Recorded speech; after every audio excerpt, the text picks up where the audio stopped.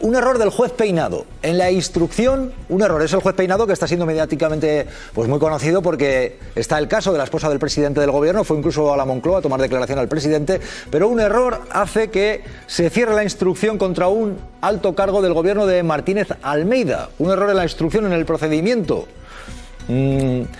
Permítame, porque voy a pedir la información a María Espínola. Tribunales, María, ¿qué ha pasado con el juez Peinado en este caso? Y oye, se libra un alto cargo del gobierno de Martínez Almeida. Sí, Jesús, pues parece que tiene tantos frentes abiertos el juez Peinado que se le pasó solicitar esa prórroga en la instrucción en la causa en la que se investiga por malversación al gerente de la EMT, un alto cargo del gobierno de Almeida. Cuando la solicita en abril el juez Peinado, le dice la audiencia provincial pues que llega un poco tarde, que el plazo ha vencido hace nada más y nada menos que 2 meses. No estamos ante un error cualquiera, porque este error va a tener consecuencias y bastante graves en la causa, empezando porque no se podrán practicar pruebas como solicitaban las acusaciones populares. Claro, con una instrucción inacabada, lo natural es que la causa se termine archivando. Rita Maestre ha anunciado en sus redes sociales que Más Madrid ya ha presentado una queja formal ante el Consejo General del Poder Judicial, dicen, por una actuación negligente del juez Peinado. En Más Madrid parece que no creen en las casualidades. Pues ahí lo tienes, Ernesto Ekaizer. Un error del juez Peinado que supone cerrar la instrucción contra un alto cargo del gobierno de Martínez Almeida. Bueno, lo primero que quiero decir es que no está definido que se va a salvar el gerente de la empresa municipal de transporte, el señor Sánchez Vicente, porque en la causa hay suficientes diligencias y algunas de ellas pueden ser lo suficientemente contundentes como para llevarle a procesarle y luego llevarle a juicio oral. Por lo tanto, eso no está claro. En relación al error, podría ser un error freudiano, un error judicial freudiano. ¿Qué quiere decir? Las inclinaciones del juez Peinado son muy claras. Él comparte una hípica con amigos. Tengo información de que en esa hípica él sostiene que va a llegar hasta el presidente del gobierno y que él es un cruzado, se ve a sí mismo como un cruzado. Y al mismo tiempo, evidentemente, este error que yo llamaría freudiano, no digo que sea voluntario, sino un error del inconsciente, pues favorece a una publicación que es de su misma orientación política, que es OK Diario y su director, el señor Inda. Tengamos en cuenta que la denuncia decía que por una misma conferencia o parecida, o un seminario parecido, se habían pagado 18.000 euros antes de los 72.000 euros que se les pagó a OK Diario. Por lo tanto, es evidente que el Ayuntamiento de Madrid, el señor Sánchez Vicente, valoraba muchísimo a OK Diario más que a otras empresas que había contratado con anterioridad. Yo lo dejo ahí. Es un error freudiano, eso puede ser un acto fallido freudiano debido a la tendencia y a los sentimientos políticos, judiciales del juez Peinado. Bueno, Ernesto, vamos a ver, son días de actividad frenética, Ernesto Ekaizer, y te quiero pedir una valoración porque sé que tienes información fresca. La investigación por malversación contra el gerente de la empresa municipal de transportes de Madrid cierra en falso. Porque a lo mejor, si sabemos responder a la pregunta de quién depende, sabremos responder a la pregunta de por qué solo se investiga tanto los contratos del Ayuntamiento de Madrid. El juez instructor Juan Carlos Peinado. Se investiga una posible contratación a dedo a OK Diario, el digital de Eduardo Inda, para realizar unas jornadas de movilidad sostenible en 2022. Llevo 15 minutos en una moto para recorrer 200 metros de la calle Mayor. Una investigación que Peinado pidió prorrogar, pero lo hizo tarde. Y ahora la Audiencia Provincial de Madrid le obliga a cerrarla. A todas luces es evidente que han transcurrido los plazos legales. Con tirón de orejas, por cierto, al propio juez por no hacer su trabajo correctamente. Absoluta falta de motivación del auto. Y todo aunque Más Madrid, personado en la causa, ya avisó a Peinado en tiempo y forma, solicitando se acuerde nueva prórroga de la instrucción. Con días de antelación, de hecho, por eso, ahora los de Rita Maestre piden al Consejo General del Poder Judicial que suspenda a Peinado 6 meses. Suspensión provisional por 6 meses al juez titular del Juzgado de Instrucción número 41 de Madrid, don Juan Carlos Peinado García. Porque seremos fascistas, pero sabemos gobernar. Parece que no creen en las casualidades. Bueno, pues ya ven, es el juez Esther Palomera, Alberto Fernández, bueno, pues es el juez que tiene esa causa con la esposa del presidente, que fue a la Moncloa, que tomó declaración, el presidente del gobierno, y en este caso, mira, un error, y se libra este alto cargo del gobierno de Martínez Almeida. ¿Qué opináis? Palomera, Alberto. Bueno, yo creo que en las instrucciones del juez de Peinado puede haber errores y puede haber intencionalidades políticas. Si hay alguno de los casos que ha instruido o que está instruyendo, hay claramente intencionalidad política. En todo caso, en el caso de la esposa del presidente del gobierno, ha incluso manipulado las declaraciones de testigos que han resultado luego imputados y que ha tenido que desimputarlos porque era clarísimamente un caso de manipulación en el testimonio prestado. El caso o el escrito que ha elevado al Supremo para que sea imputado el ministro de Justicia, no hay por dónde cogerlo, está lleno de motivaciones políticas y no jurídicas, y sinceramente lo digo, este instructor hace un flaquísimo favor al prestigio de la justicia, que no olvidemos que hay miles y miles de jueces que instruyen de acuerdo a derecho y al ordenamiento jurídico vigente en este país todas sus causas, y sin embargo hay otros que están tirando y arrastrando por el suelo el prestigio de la justicia en este país. La fe y la profesionalidad de los trabajadores de este país, y más cuando estamos hablando de los jueces. Decía María Espino, además, en su crónica, algo así como que tiene tantas causas el juez Peinado que aquí se le ha pasado, y es que es verdad. En España, te lo podrá explicar mejor el juez Bosch, pero no hay un límite de causas que un juez pueda instruir,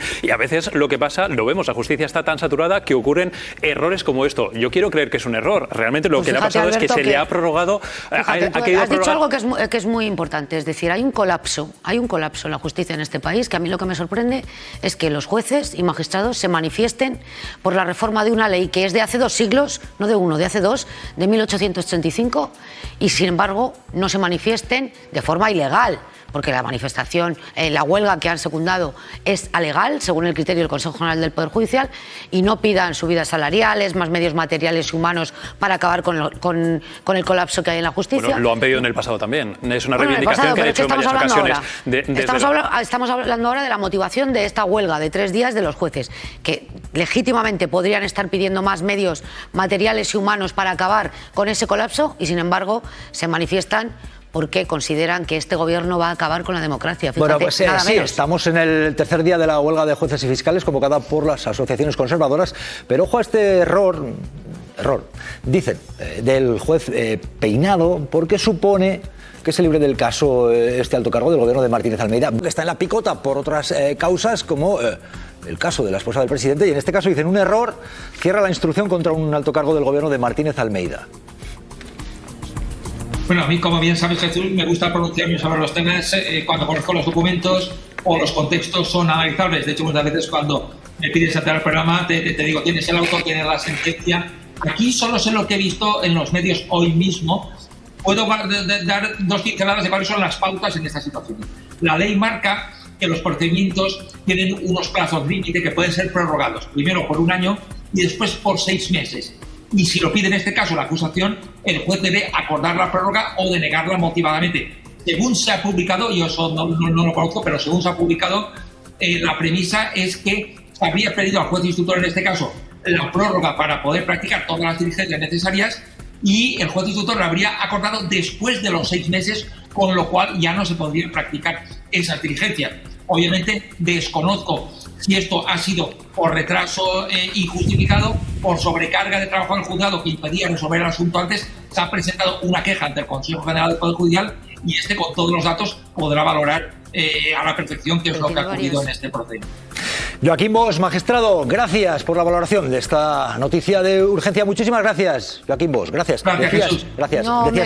Me hubiera gustado preguntarle al magistrado, porque creo que no es la primera queja que se ha elevado a la Comisión de Ética del Consejo General del Poder Judicial contra Peinado y que lleva meses sin resolverse. Me gustaría saber para qué los errores del juez Peinado en este caso. Sí, el hecho de que no se investigue una adjudicación a dedo con dinero público, estamos hablando del perjuicio que se ha producido no no a un ente etéreo, sino a todos los ciudadanos y ciudadanas de Madrid. Y esto es lo importante. El hecho de que se haya pasado el plazo y que no haya sabido atender el recurso que se le hizo para la prórroga, a mí me indica que los jueces están muy blindados efectivamente, pero que la pelota está en el Consejo General del Poder Judicial, que tiene que demostrar que sirve para algo, también cuando hay excesos por parte de los jueces. Y hablo en general de toda la causa que instruye el juez Peinado. La Fiscalía se opone a que el Supremo investigue a Félix Bolaños. Según fuentes jurídicas, el fiscal rechaza la petición del juez Peinado, que la semana pasada pidió al alto tribunal imputar al ministro de Justicia por la contratación de la asesora de Begoña Gómez. La sala de admisión del Supremo tendrá que decidir si ve indicios contra Bolaños y decide, por lo tanto, investigarle. Salir de la cárcel, quiere salir de la prisión. Mateo Balín, ¿qué está ocurriendo? Buenas tardes, Mateo. Bueno, buenas tardes, Jesús. Bueno, pues efectivamente, como ya habíamos comentado en días anteriores, recurso de apelación directamente a la sala de 3 magistrados, que es la que supervisa la instrucción del juez Leopoldo Puente, y el recurso básicamente lo que viene a decir es que Santos Cerdán está en prisión sin indicios, no hay indicios suficientes contra él, y además dice que tanto el juez como el fiscal se habrían concertado para presionarle entrando en prisión en busca de la confesión. La verdad que el escrito de 20 páginas de Benet Salellas, el abogado de Santos Cerdán, es un escrito bastante contundente y va directamente a la línea de flotación de la instrucción. No hay indicios según su opinión, y encima le presionaron con el ingreso en prisión, a diferencia de Ábalos y Coldo, para confesar, algo que de momento no ha hecho. Bueno, pues ya ven, enseguida Ernesto Kaiser nos va a contar novedades sobre esto, lo que él ha podido sondear, pero Esther Palomera, vamos a ver, pregunto a Alberto también, ¿en qué momento estamos? Porque el gobierno dice aguantar, Comité Federal del PSOE el sábado. Vamos a hablar en este programa, por cierto, con el ministro Óscar López enseguida. Pero ¿qué está ocurriendo aquí? Santos Cerdán quiere salir de prisión, recurso presentado. Esther. Bueno, es legítima cualquier estrategia de defensa. Ahora a mí me parece, desde el punto de vista personal, y sin ser experta en materia judicial, que presentarse en el Supremo acusando al propio Supremo de un caso de acoso político no es una buena estrategia de defensa, y de hecho eso es lo que sostienen algunos letrados que ha llevado a enfadar tanto al magistrado como al fiscal anticorrupción. El juez que está instruyendo este caso es bastante confiable. El drama en este momento de Santos Cerdán no solamente es el horizonte penal que tiene por delante, sino que su palabra ha dejado de creerse en todo el Partido Socialista. Y cuando digo en todo el Partido Socialista, hablo en su máxima amplitud. La clave ya no es Santos Cerdán, la clave es si este caso puede seguir escalando y afectar a más personas del entorno de Santos Cerdán, del Gobierno o del Partido Socialista. Hasta donde yo sé, el Gobierno sostiene que no va a seguir escalando, al menos en lo que se refiere al asunto de la financiación ilegal, y todo el mundo está pendiente de lo que pasado mañana el presidente del Gobierno anuncie o no anuncie en ese Comité Federal. Hasta donde sabemos, el presidente del Gobierno, efectivamente, como tú dices, Jesús, está dispuesto a aguantar, o sea, resistir vuelve a ser una opción para Pedro Sánchez.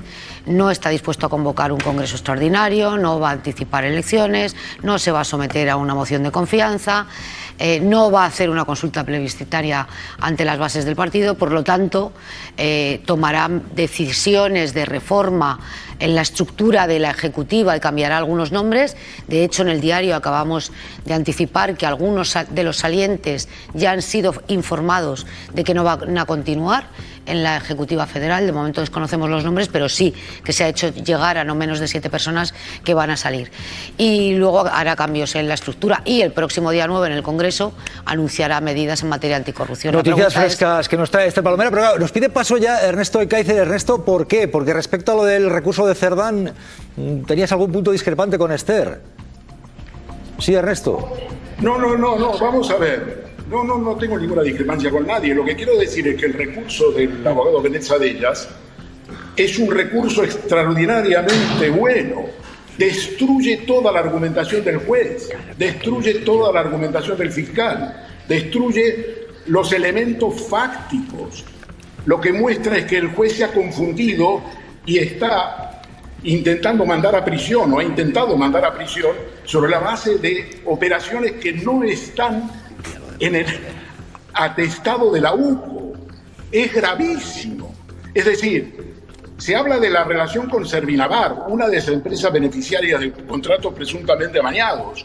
Y lo que dice el abogado Benet Salellas es que, oiga usted, es que esas operaciones por las cuales usted le manda prisión no están en el atestado de la U, no están. Y luego en las que están, pues el señor Santos Cerdán no tenía ningún tipo de participación ni podía tenerlo porque no estaba ni en el gobierno de Navarra ni estaba en la oposición.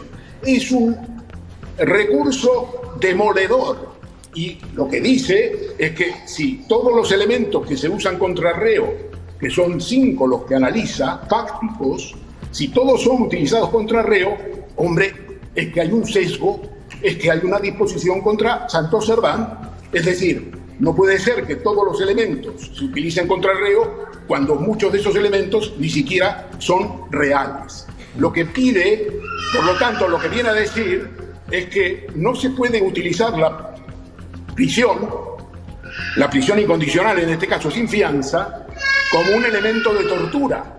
No se puede pedirle que tire de la manta porque en principio Santos Cerdán no admite que haya ninguna manta.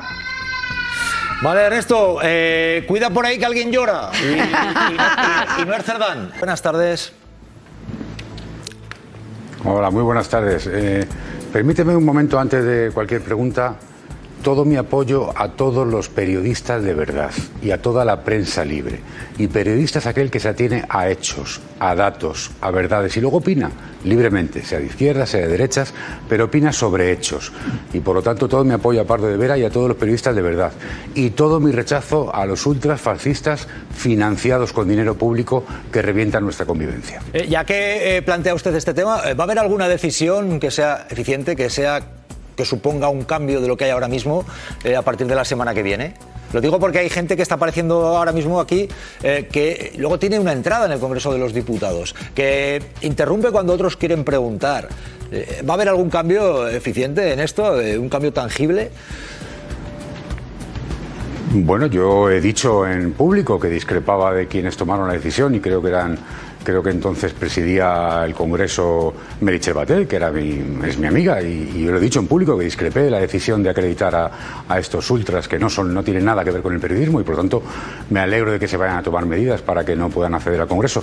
Igual que también aprovecho para pedir al resto de socios del Gobierno que espabilen, que aprueben las medidas que está planteando el Gobierno precisamente para defender al periodismo, para defender la prensa libre y para acabar con los pseudomedios, con los fabricadores de bulos, con los mercaderes del odio. Hay un paquete de medidas en el Plan de Acción por la Democracia que tienen que pasar por el Parlamento y yo espero que los socios apoyen todas esas medidas.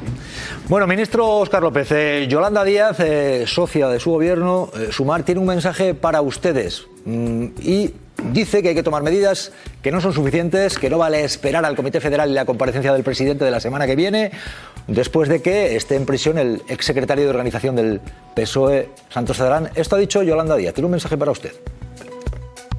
La reunión ayer ha ido mal. Antes del Comité Federal tienen que dar señales. Yo creo que antes del día 9 tiene que tomar medidas el Partido Socialista.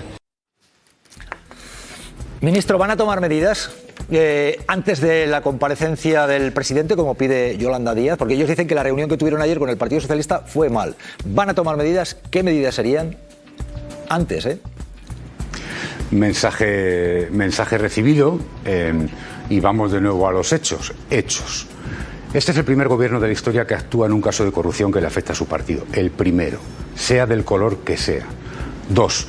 Este partido ha tomado medidas tan pronto como estalló el caso de Ábalos y tan pronto como conocimos el auto en relación con el señor Cerdán. A las 2 horas de leer un auto. A las 2 horas de leer un auto, no de un procedimiento judicial, de leer un auto. Que me diga otro partido que haya tomado medidas como ha hecho el Partido Socialista. Punto 1. Punto 2. Por supuesto que vamos a ir a un comité federal donde vamos a aplicar más medidas en el Partido Socialista. Más medidas, pero ya le digo que ningún partido, tampoco Sumar, le va a dar lecciones al PSOE de cómo toma medidas en su partido. Por cierto, como digo, en un partido que ya viene tomando medidas contra la corrupción dentro y que va a tomar todavía más. 3. El presidente del gobierno, a las pocas horas, a los pocos días de conocer el auto, insisto, no el auto, el informe de la UCO, perdón, no era ni siquiera un auto, era un informe de la UCO. decidió comparecer en el Congreso de los Diputados. Comparecer él, a petición propia, a los 7 días de un informe de la UCO, no de un procedimiento judicial, ¿vale? Lo digo porque yo he sido portavoz en el Senado y he visto como el Partido Popular votaba 25 veces en contra de que compareciera el señor M. Rajoy, con unos papelitos que ponía M. Rajoy. 25 veces, 6 años votando que no, que compareciera el señor Rajoy. Por cierto, el señor Rubalcaba, yo trabajaba con él, llegó a amenazar con que habría una moción de censura si no comparecía ya Rajoy. Y compareció un 1 de agosto en el Senado porque el Congreso estaba en obras, después de votar 25 veces que no. Por lo tanto, oiga, por favor, ¿el Partido Socialista está dolido? Claro. ¿El Partido Socialista está actuando? Por supuesto. Pero la ventaja del Partido Socialista es que nadie le tiene que decir lo que tiene que hacer, porque el Partido Socialista sabe lo que tiene que hacer y el presidente del gobierno sabe lo que tiene que hacer y lo está haciendo. O sea, interpreto, porque ya he captado que no ha respondido usted si va a tomar el gobierno alguna decisión antes del día 9, pero ha dicho al final que el Partido Socialista sabe lo que tiene que hacer y sabe lo que va a hacer. ¿Es una respuesta a Yolanda Díaz, desde que ustedes marcan los tiempos? Yo le digo porque yo escucho, que es mi deber, pero también pregunto y usted no ha respondido a lo que le planteaba. Entienda usted que ahora mismo hay quien puede pensar que hay un gobierno en juego, o no sé si Sumar está más amagando pero no da, ¿no? Que dirían en mi pueblo. Y la pregunta es clara, si van a tomar alguna medida, como dice Yolanda Díaz, antes del día 9. Y yo le contesto.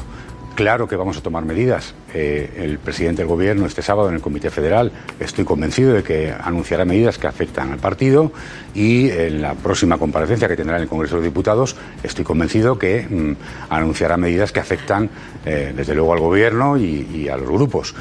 Bienvenidas son las propuestas de Sumar. Las tenemos, las estudiaremos, seguramente que algunas de ellas puedan ser puestas en marcha, por lo tanto, agradecidos por esas propuestas y seguro que muchas de ellas saldrán adelante. Pero lo que no se puede decir es que el Partido Socialista no ha actuado cuando el secretario de organización del partido está fuera del partido a las 2 horas de leer un informe de la UCO. Oiga, por favor, un poquito de respeto. Yo insisto, ¿se pueden tomar más medidas? Claro que sí. ¿Se van a tomar? Claro que sí. ¿Están yendo rápido? Oiga, es que le estoy contando que ha sido al conocer un informe de la UCO, que el presidente del gobierno va a comparecer en el Congreso a los 7 días de un informe de la UCO. Tanto, no empujen más, oiga, que el PSOE está tomando medidas y que va a tomar más y que gracias por las propuestas y que estoy convencido de que pactaremos muchas medidas con nuestros socios de gobierno y con el resto de grupos parlamentarios.